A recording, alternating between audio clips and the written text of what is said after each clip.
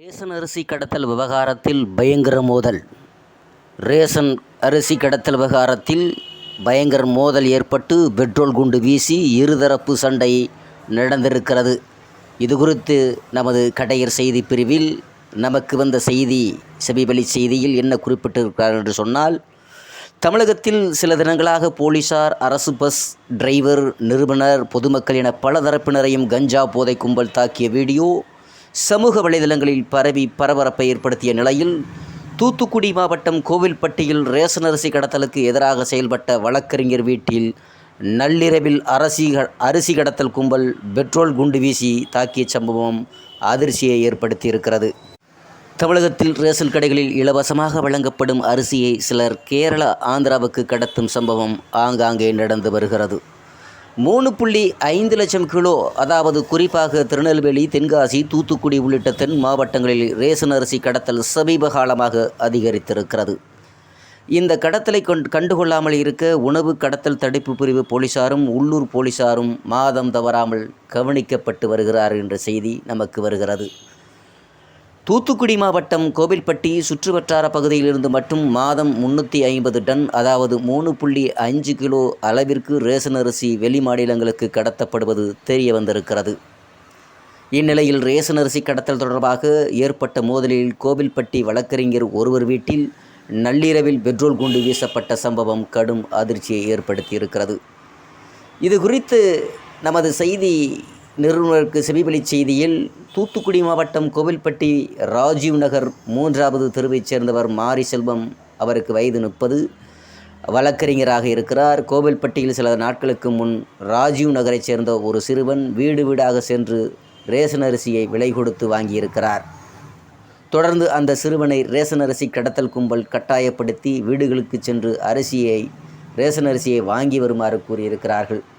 அதற்கு மறுத்த அந்த சிறுவனை அதே பகுதியைச் சேர்ந்த கார்த்திக் என்பவர் தாக்கியிருக்கிறார்.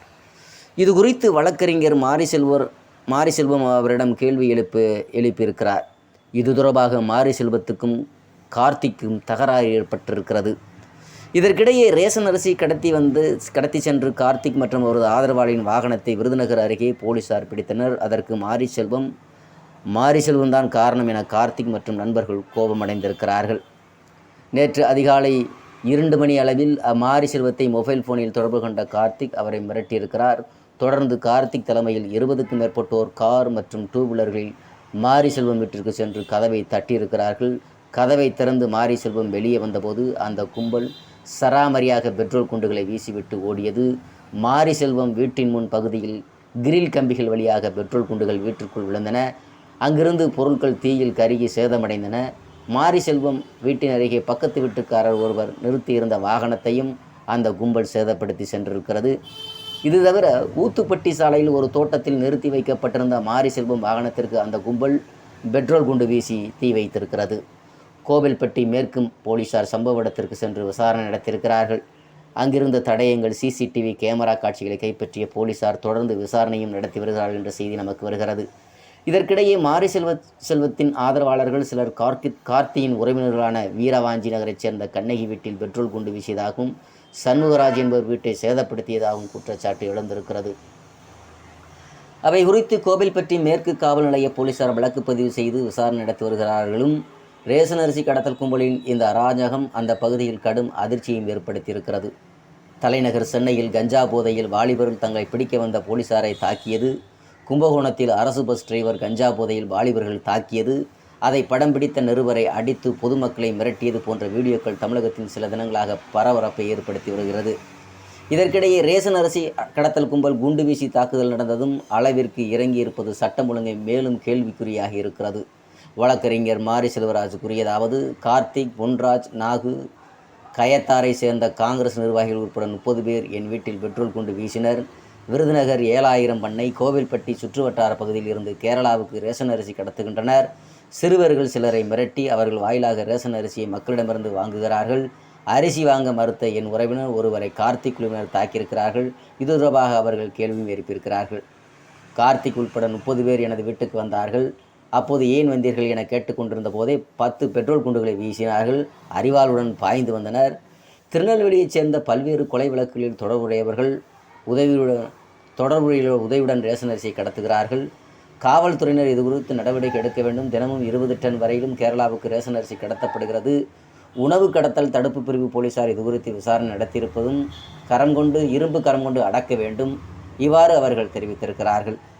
கோவில்பட்டியில் உள்ள ரேஷன் அரிசி கடத்தல் கும்பலுக்கு ஒரு பெரிய நெட்வொர்க் இருப்பதாகவும், மாவட்டத்தில் கிராம பகுதியில் மக்களுக்கு இலவசமாக கிடைக்கும் ரேஷன் அரிசியை இவர்கள் கிலோ ₹5 கொடுத்து வாங்குகிறார்கள் என்றும், உணவு வழங்கல் துறை அதிகாரிகள் சிலரை தங்கள் கைக்குள் வைத்து கொண்டுள்ள இவர்கள் ரேஷன் கடைகளில் இருந்து மூட்டையாக அரிசியை வாங்குகிறார்கள்.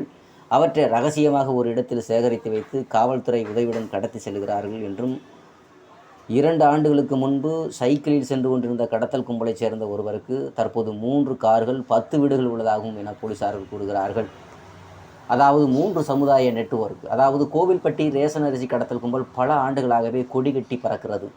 இந்த கடத்தல் 23 பேர் தலைமையில் ஜோராக நடந்து வருகிறது. இந்த 23 பேரும் 3 வெவ்வேறு சமுதாயத்தைச் சேர்ந்த முக்கியமானவர்கள். அனைவருமே பல்வேறு அரசியல் கட்சிகளின் பொறுப்பில் இருப்பதால் அவர்கள் எளிதில் தப்புகிறார்கள். ரேஷன் அரிசி கடத்தல் மட்டுமின்றி கஞ்சா கடத்தல், தமிழக அரசால் தடை செய்யப்பட்ட புகையிலை கடத்தல் என சட்டத்துக்கு புறமான அனைத்து விஷயங்களும் கோவில்பட்டியில் வெளிப்படையாக நடக்கிறது. இவை குறித்து விசாரணை நடத்தி நடவடிக்கை எடுக்க வேண்டும் என்று நடவடிக்கை எடுக்க வேண்டிய காவல்துறை கைகட்டி வேடிக்கை பார்ப்பதாக அந்த பகுதியில் இருக்க மக்கள் வருத்தத்துடன் தெரிவித்து வருகிறார்கள். அதே சமயத்தில் தூத்துக்குடி மாவட்டம் கோவில்பட்டி, கடம்பூர் பகுதியில் ரேஷன் அரிசியை பொதுமக்கள் மற்றும் ரேஷன் கடைகளில் இருந்து பெற்று பாலிஷ் செய்து கேரளாவிற்கு விற்கும் குழுக்கள் செயல்படுகிறது. இவை கோவில்பட்டி 7000 மண்ணை பகுதியில் கிடைக்கும் அமைந்திருக்கிறது. அரிசியை கடத்துகிறார்கள். ரேஷன் அரிசி கடத்தல் தொடர்பாக கலெக்டர் அலுவலகத்தில் மே 2022 2ஆம் தேதி கடம்பூர் ஊரணி தெருவைச் சேர்ந்த துரைப்பாண்டி 35 வயதுள்ளவர் புகார் அளித்திருக்கிறார். மே 5 அவர் கொலை செய்யப்படுகிறார். கடம்பூர் ஊரணி தெருவைச் சேர்ந்த அவர் மகாராஜன், ஜானகிராமன், மனோ ரஞ்சித்குமார், சின்னத்துரை, ராஜாராம் ஆகியோரை கயத்தார் போலீசார் கைது செய்திருக்கிறார்கள்.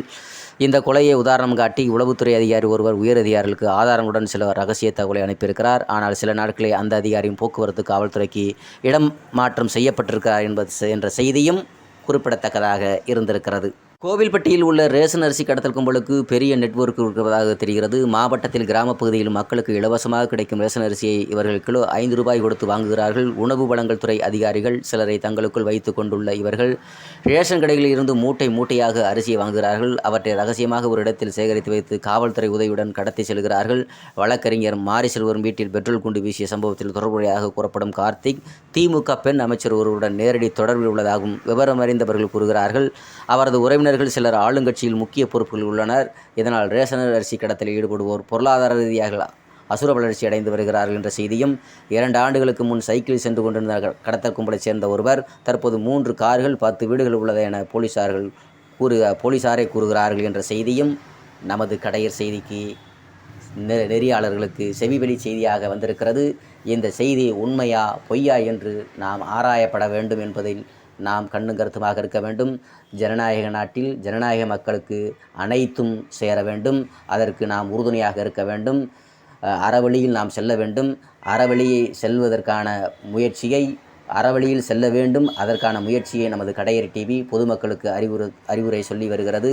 மக்கள் அறவழியை பின்பற்றி நியாயமான முறையிலேயும் ஜனநாயக விதிப்படி நாம் செல்ல வேண்டும் என்பது கடையர் டிவியினுடைய கொள்கையும் கோட்பாடாக இருக்கிறது.